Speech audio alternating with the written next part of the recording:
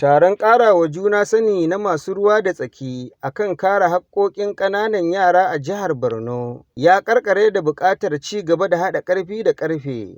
Taron, wanda ƙungiyar Sislak, gwamnatin jihar Borno, ƙungiyar Tarayyar Turai da sauran abokan hulɗa suka gudanar. Masana daga ɓangarori daban-daban sun gabatar da jawabi kan yadda ya kamata a tabbatar da aiki da dokokin kare haƙƙoƙin ƙananan yara. Farfesa Ibrahim Ahmad na Jami'ar Maiduguri ya gabatar da ƙasida kan dokokin kare muradun manyan na gobe. Kariya ya shafi ilmantar da su, fahimtar da su rayuwa, sanar da su sana'a, sanar da su girmama babba, sanar da su zaman lafiya da sauransu.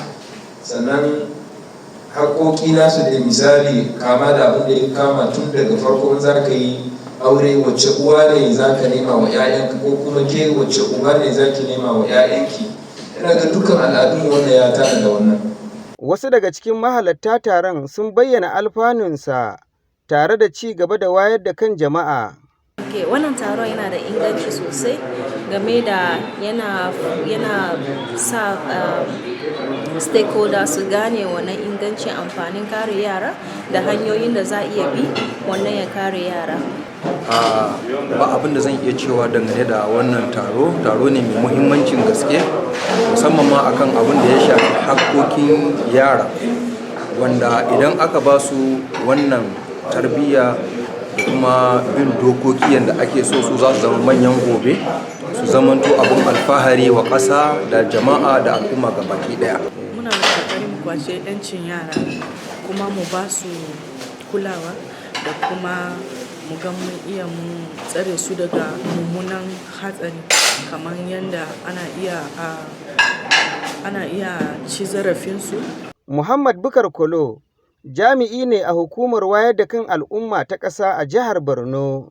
Kaga na farko faɗakarwa, na biyu ilmantarwa, na uku kuma haƙƙin iyaye akan yara matasa, sannan kuma haƙƙin gwamnati akan yara matasa, haƙƙin al'umma akan yara matasa. Akwai irin rawar da ya kamata a ce shugabannin al'umma sun taka akan batun, a cewar Bulama Girema Kyari. Ana kira ga iyayen yara, da farin farko yaro kai uba kai ne za ka dinga ba sa tarbiyya daga gida kafin yaro ya tashi. Amma yaro baka ba shi abinci, baka ba shi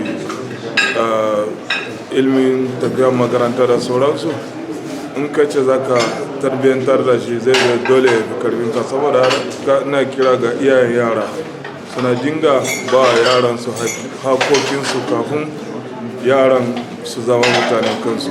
Ƙungiyar Sislak ta dukufa ka'in da na'in wajen tabbatar da yin aiki da dokokin kare haƙƙoƙin ƙananan yara. Sabiu Malam, Quick Action TV daga birnin Maiduguri.